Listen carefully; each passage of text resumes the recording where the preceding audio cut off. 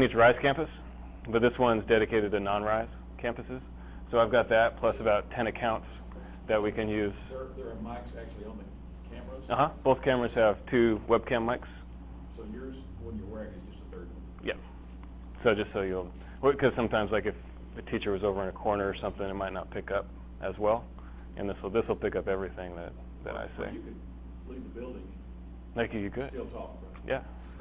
Yeah, you got to be careful to turn it off, once you're done.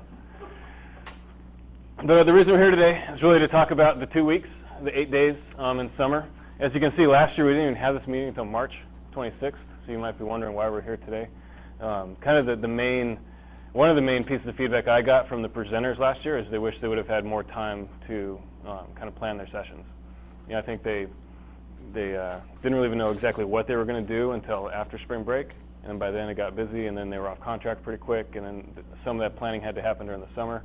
I'm hoping that by this year, and I'll talk about timelines here in a little bit, we'll have at least all the classes set with titles and descriptions, at least by spring break. And then, but it's really up to you guys who are going to be entering the classes or talking with the people that you work with, how quickly you want to start giving me session titles and descriptions. So you can start that next week and give your presenters and people until the end of the year to really do that planning. I know some of my counselors, I invited you because Barbara Colaroso last year. Right, and that's what I'm kind of wondering. Are we talking, I know last year I got the impression there were a lot of things layered on top of each other. And is that something that just usually happens, that there would be choices of what to do? That's what we're wanting. You want we're wanting that. We're wanting as much, and I'll get to a little bit about that too, but we want to add some elements this year. There might be somebody like that another department brings in, but we help with the logistics and that kind of planning. But we want, for teachers, we want it to be easy for them to know what's out there and what's available. So we kind of want to publicize it all through kind of one website, one kind of voice about what's happening. Is this the same as Job-alike incorporating in this, or that's something we could talk about. But traditionally, Job-alike's been a separate date once teachers are back on contract. This is before teachers are back on contract. It'll be at Stony Point again, 8 days. These are a lot of the sessions that principals give permission for trade days or comp days. So that's a conversation that's always happening. Can you tell me when these dates traditionally have been given out to campuses? Oh, we can give them out. Campus leadership. I've already sent it out in principal notes. Okay, good. Because one of the struggles from the campus side of my hat is that campuses have been planning other things during this time, and it makes it very, very difficult for teacher leaders and others who are going to present, etc., to make their commitments, because campus has then now gone and planned a leadership retreat or this or that during those weeks. So yeah, and we work with that, work around that. But as soon as I'm done here, this will go out and again in print. I think I haven't sent this presentation in principal notes, but I will after we're done here today. So the dates are pretty well set for the 8-day conference. They're up there on the screen. And then we're still working with different committees on superintendent's retreat. What will that look like? It'll be 1 day, multiple days, blended with something else. That's something that I have a principal PD committee also that I met with a few weeks ago. And whatever the superintendent's retreat will look like, it'll be the week before, that July 21st. And then, we do the 8 days, those 2 weeks, and then the next week is when new teachers start over at McNeil. So it's kind of a 3-week, kind of really month-long PD event that we all put on together. So here's the dates, and I'll share this presentation with everybody, so you don't have to write down. These are some philosophies that came up from that principal meeting, something that some of the other directors that were there and the principals would like to see maybe added to the 8 days, is making it specific for each of the sessions about which standards they're addressing. So as a principal, if you're looking at the catalog and you're talking with teachers about what you might want them to attend, it can be readily aligned with what is going to be covered in that class. So that's something that when I show you that entry form that I shared last year for everybody to enter their sessions, there's a new question on there that's going to be, which standards is this class going to address? Something else we're going to add this year is there's going to be a training in June, tips, tools, and techniques for professional learning. It's been in the district, but it hasn't been for a few years. And Learning Forward puts it on, and it's a 2-day event about just best practices when it comes to standing up in front of people and delivering information, creating workshops. So that's going to be an option and an opportunity that's going to be out there, and I'll be publicizing that more. A lot of people from your departments that are going to be delivering training have been to it, but there's a lot of people that haven't, because that's been a few years. So we want to have that opportunity, and I'll be sending you more information on that. And kind of what aligns with that is that we want to maybe look at a model for providing feedback to the presenters during summer that will align with those standards. So if one of you guys or anybody else wants to kind of think of it like a principal doing a walkthrough and giving teacher feedback. If Sonny, you had an RTI presentation going on and you wanted to go through and maybe visit with that presenter, you could give them some feedback based on the standards, and they'll really learn about those standards a lot at the tips, tools, and techniques. You're referring by standards to the TEKS, text, right? yeah. Text, TEKS, standards, same idea. Another thing that principals were asking for was, along with what we normally offer, also offering some heat map generated workshops.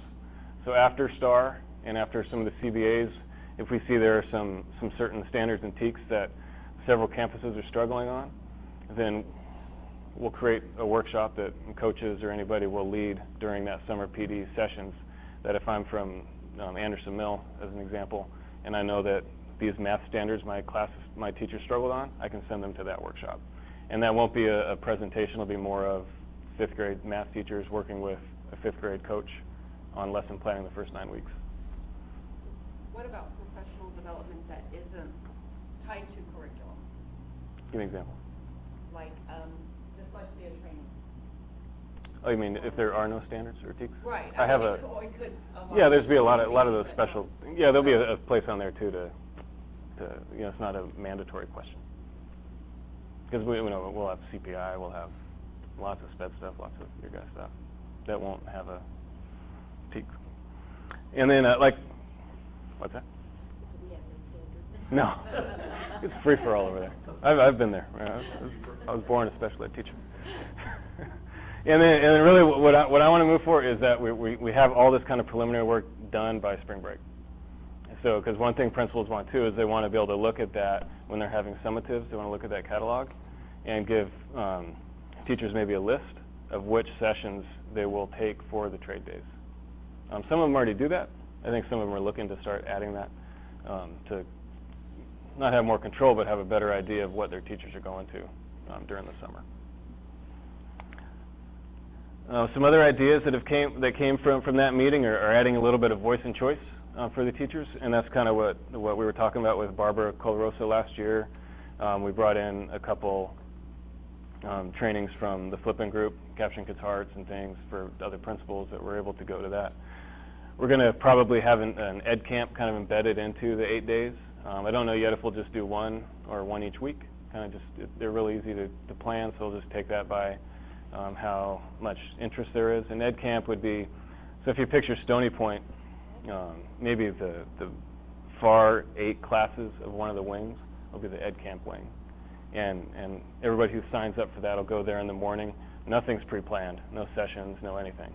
So they get there and then they'll write down on sticky notes what it is they want to learn about that day, and if they're willing to lead discussions about any topics. And then I'll have a couple facilitators there who can, they take 10 minutes, we'll probably have some refreshments. They take 10 minutes and those facilitators will create breakout sessions based on common themes that the attendees thought of. So then you go into 50-minute kind of little discussion workshops about that topic. So very informal. We're doing the first one February 1st. If anybody wants to come, it's going to be at Walsh. We've already got about 70 people signed up, but I'll share a little bit more about that. There's a lot of them popping up. There's been a couple hundred of them around the country. I went to one in Austin a few weeks ago. Teachers love them. There's lots of choice in what you're going to learn about. Some of the principals that went to those, they were wanting to be able to do it with a peer group, because I think a lot of topics that came up, they would have liked to have more things that were relevant to their daily work.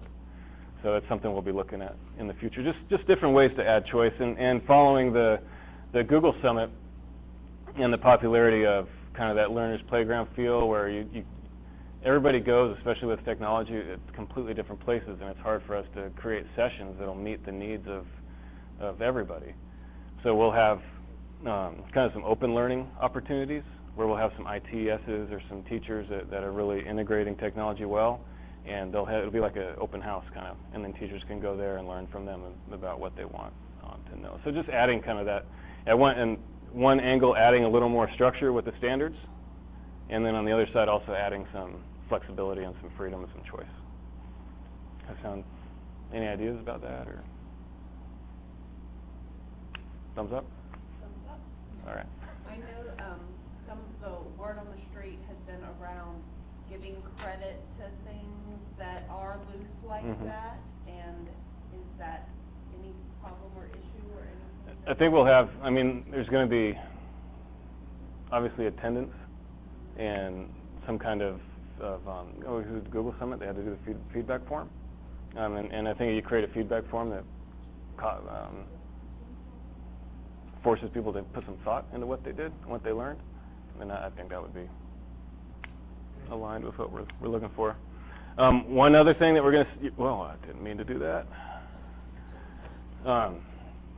Something else you'll see on the form this year that has come up quite a bit in different meetings is adding that kind of follow-up. So there will be a section there when you share this with your teachers and your presenters. There's going to be a section on there about how are you going to, what's your plan on continuing the learning?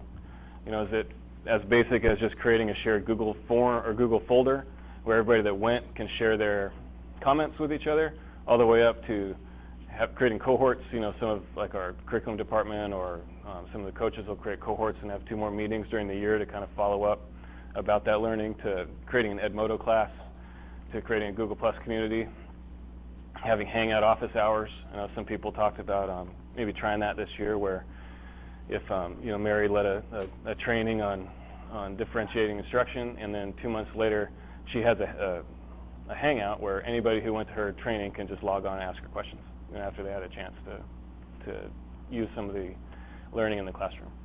So if anybody asks you when you send this form out to them, you know, that's, and there's a place in there for other too, you know, just any other ideas on just, I really want people to think about how am I going to make this go beyond the 3 hours or the 6 hours. Any comments on that or ideas or thumbs up? Sounds good. Kind of the next bullet, and this is more for you to spread the word, is that one thing we run into, really noticed this last year, is that we have a shallow pool, it seems like, of talent to give trainings. And we want to look at growing people, you know, and building that capacity amongst some of those teachers that are just waiting for somebody to ask, you know, for them to, they're very capable, but nobody's ever asked them to do anything. So what we're going to do is I'm going to send this out first in principal notes. Just kind of asking principals, you know, who are those teachers that, you know, are sitting on the sidelines that might want to get some experience leading sessions, or quality people, quality presenters, and there'll just be a form that they can basically apply to become a presenter, a call for presenters at the conference.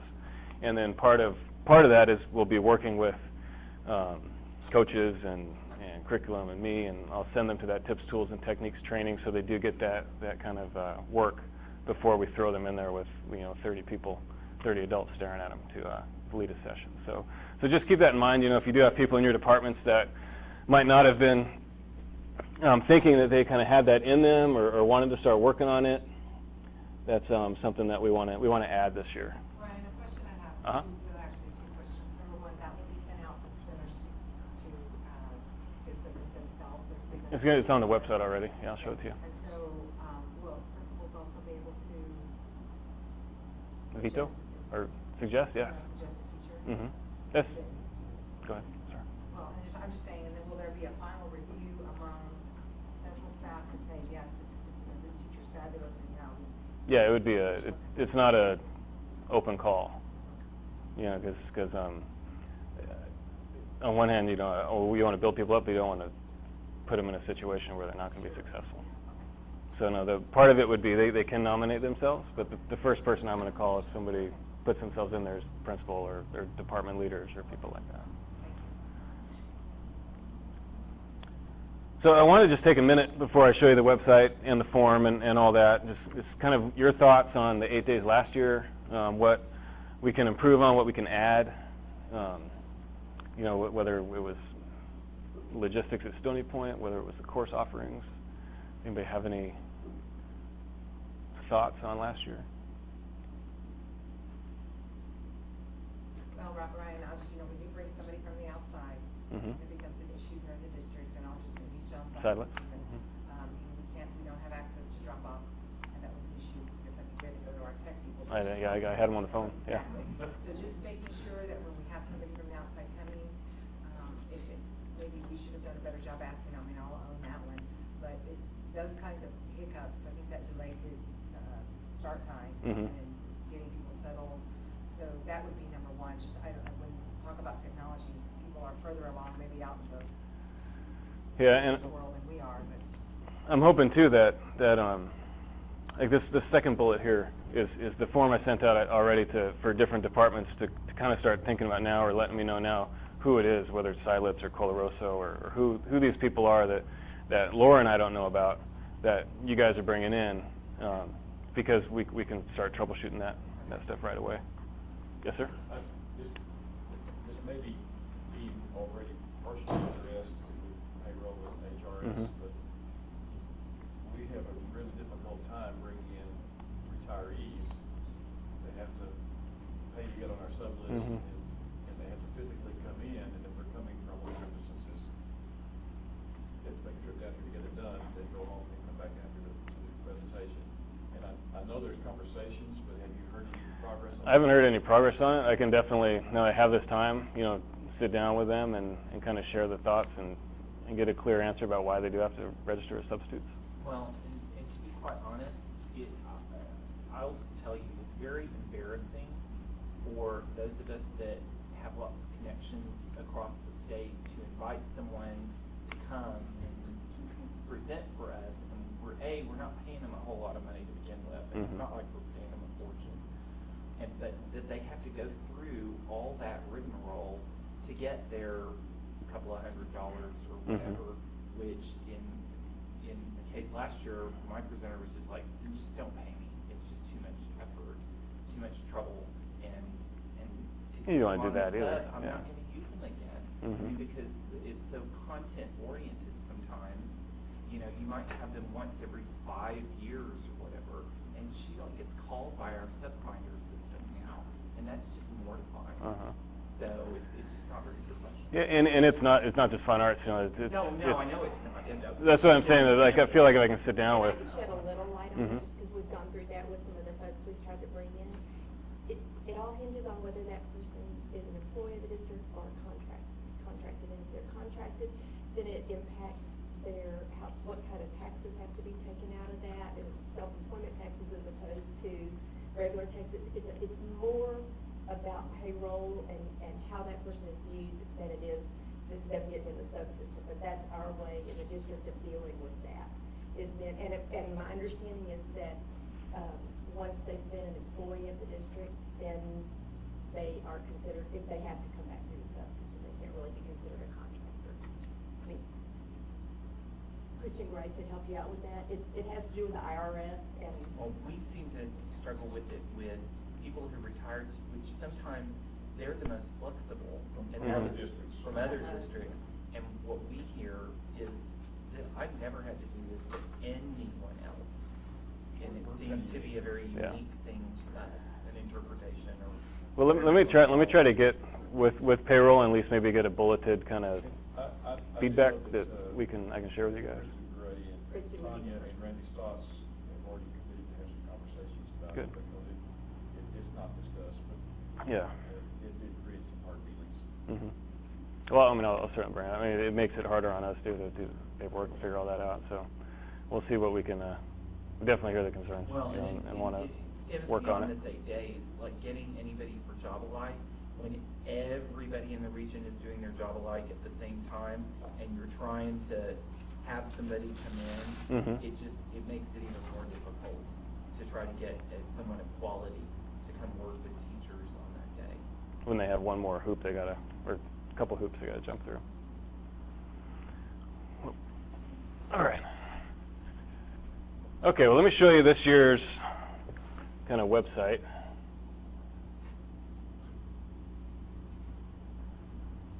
So this will be what we'll be using. Kind of the idea, and this hasn't been sent out yet, so any feedback anybody's got, I would love it. Kind of what we're going for is that everything a teacher or anybody's going to need to see or do is going to be right here before they scroll or anything.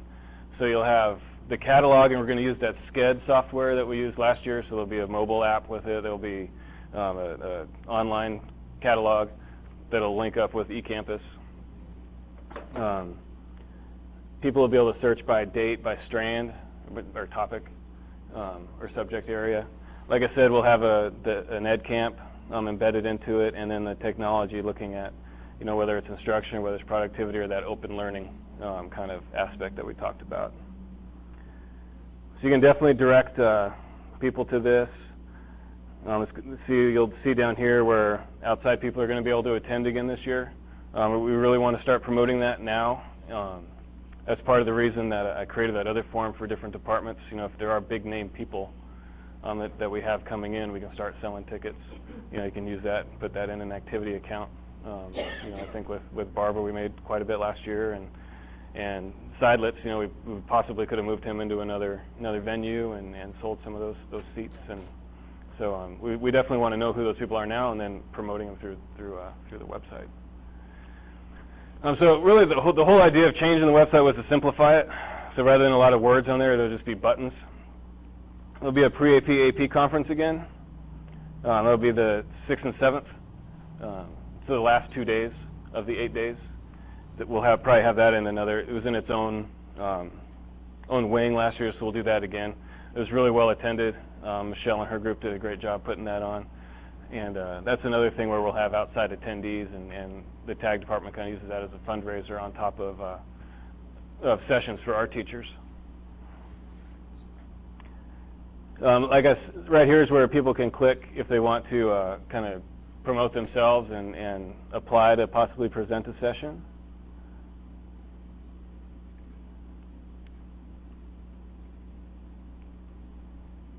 Of course, we'll have all that social media mumbo jumbo with communities and Twitter and all that going on.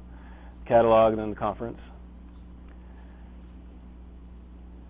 Some of these links, if you start sending this out, are not quite updated yet, like the parking, food and drink, BYOD. None of these links are going to work yet, but hopefully by the first of the year, this website will be ready to be shared with the world. So I just wanted to give you a preview of it for today. This is go back to talking about improvements. Uh-huh. Can food service be talked to about having more credit card line open? That was one of the things on the 4 days that I ran sessions that I noticed that they got really bogged down because they had like one credit card Yeah, the machine district has one credit card trying to machine. run all that, but that's what adults are going to come with. It's not the same as dealing with kids. Yeah. They could prep better to make lunch run maybe a little smoother. Well, I'll meet with them, and I'd really like to see Aramark buy a credit card machine. Because if we left it up to them, there'd be no credit cards even taken, which is unbelievable. Yeah. Oh, so that was the That's our machine. Oh, okay. Yeah. Okay, so that was the deal. We have a Well, 400-foot line. Yeah. Fred Moya every year has to put that line in. He wants us to go somewhere that has it built in. But we have a new chef. I don't know if everybody knows, but Chef Paul, moved on to Florida, and Robert Stanton. He did the catering at the Google Summit. That building's a little more updated when it comes to credit cards and things like that. So that ran really smooth, but that's a concern that we all definitely have. And that's just one of the things that people said to me. They like having lunch provided at Yeah. that time. It's just that when you're standing there. Mm-hmm. I think I'll try to get some food trucks come this year. There you go. It would be so hip. Yeah. One day. Yeah, at least one day. Have like a food truck day. Yeah. I bet we got 1,000 people there. I bet some people would come up there. I'm some Round Rock partners. Yeah. Yeah. Be cool. We could act like we were all in South Austin or something. Really cool. That's right. Okay, so the last thing I wanted to share is the form that, I know it's kind of long, but this is all the information that we need to put the classes in eCampus. So, and feel free, like I'm not picturing you guys putting all this in, just share this with whoever is doing the sessions for your departments. It's on the next slide. So it's going to look real similar to last year, have all the same options. If some option that you need comes up or some of your department comes up, it's not on there, please email me. It's really easy to add it. Like I told you, this is one thing we added was what standards are being addressed. If it's something like CPI or dyslexia, just write that in there. That it's a subject area without any standards.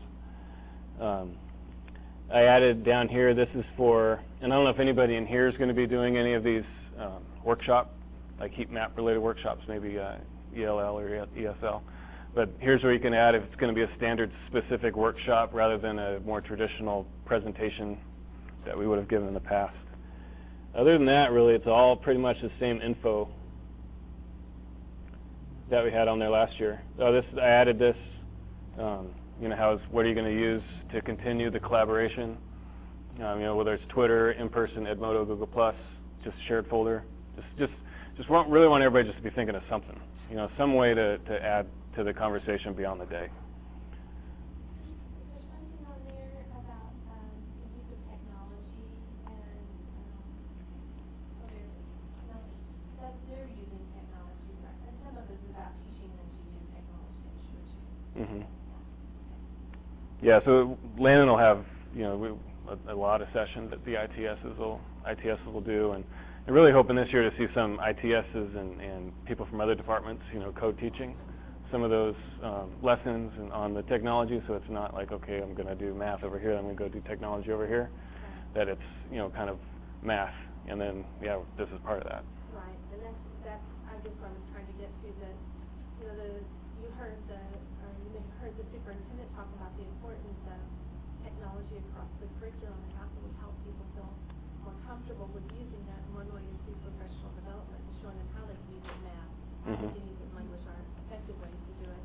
So I hope that they will, that it will be a part of the expectation that would be in all of the presentations. I can add a question on there, that goes right along with that. Even though this is not a Edmodo 101, how are you embedding technology into the instruction?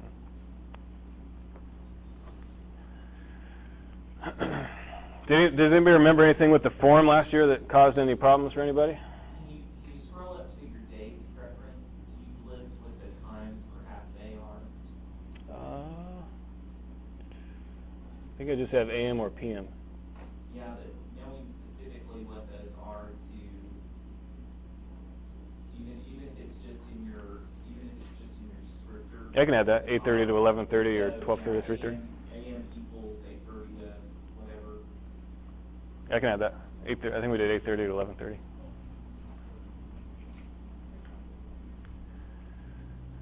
Okay, so there's the form. Like I said, I'm going to send this to you all. So we can start adding it in. My administrative assistant, Melissa, is excited about starting to get several hundred classes that she's going to learn how to. She had a good. I'm really glad we did the Google Summit, because there were about 75 classes in that, and so she got to get her feet wet with that. Now she's going to get 300, so she'll be good. Quick question. With the dates, selecting the dates, and everyone going in and selecting dates, I know that one of the things that we heard was there were days that were rich with things certain people could go to, and then days that were totally void of things that people could. Is there some way of balancing or looking? Because some of the presenters could be flexible about their day, but just happen to pick one. But if they knew it was going to. No, I think it's a good idea.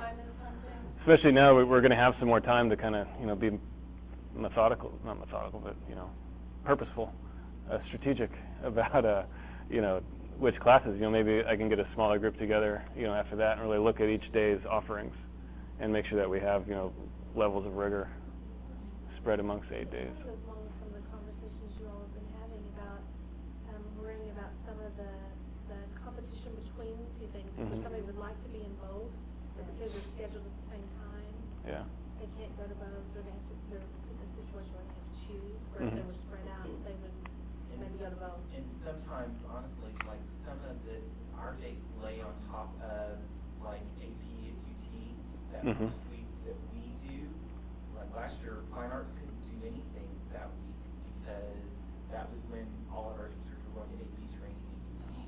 And so that blocked us out, so everything we offered had to be the second week. So there's Yeah. some regional things like Yeah, that. there definitely be, and there's going to be some scheduling things for presenters, too, that they'll be locked into. But you're right. I'm sure there was a lot of flexibility that we had that we didn't take advantage of, last year. So our first, deadline. There's really no deadlines until the day of, but the first deadline I'd like would be Valentine's Day, to at least get the first round of what we think are going to be all the sessions entered into the form. And then from there, Melissa and I will be able to, really start putting things in eCampus, and I'll put the things into Sched, start sharing that with everybody. The scheduling software, I didn't really find that until a couple weeks before last year. So this year it's going to be real easy for attendees to kind of share their schedule with everybody else. Everybody can put their pictures in. They'll have, they'll be able to, like ping their location with Google Plus. So if you're like, I've never used it, but Foursquare. So if you're trying to figure out some way to make some kind of contest out of, celebrating being there, but they'll be able to click on that, and then anybody that they know in their communities will also know that they're there that day. So if they want to, get together for lunch or something, they'll know that. Just different ways to make it a kind of experience that people are going to when they're not at work, and enjoying themselves. And we saw a lot of that at the Google Summit. People enjoyed being there. They enjoyed all the picture taking and kind of the festival atmosphere. So, like I said earlier, we want to add some rigor to the sessions, but we also want to add the fun.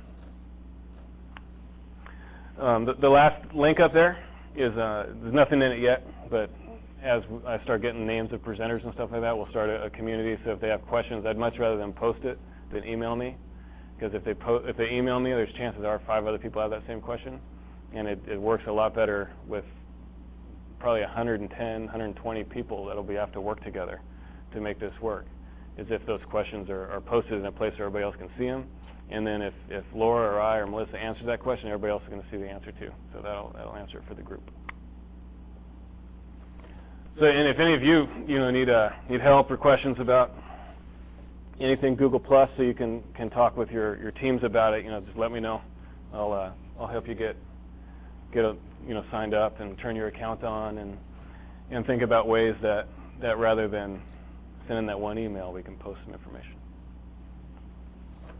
You build your presenter community, you make sure that the need for the art people, that we're in that community as well. Yep. So that we can follow discussions if need be. Yeah, and that's part of the other great thing about that, is that all the questions aren't coming to one department or one person. A lot of times the community will answer it. So that's exactly what we want to do.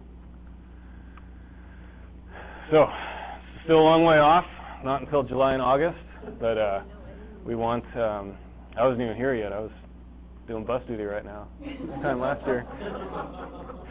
So I'm glad I'm here, doing this on a rainy day.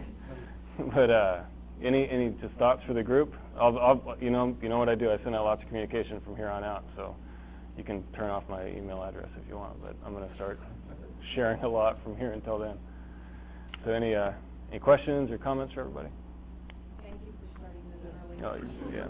And for all of the technology that you've challenged us all to embrace and get us. I think this extra time will just make everybody a lot We only have happier. 130 days until the first session, so there's your sense of urgency. Should I put a countdown timer on there? Laura's always a detail person. Yes. 130 days. 130 days, when everybody will get there. We'll have our parking crew out. We'll have donuts ready. Be good to go. That's all I got. Nobody has any questions? Thank you for coming. I'll post the video if you want to watch it all and live it again. If anybody wants to borrow this too, let me know.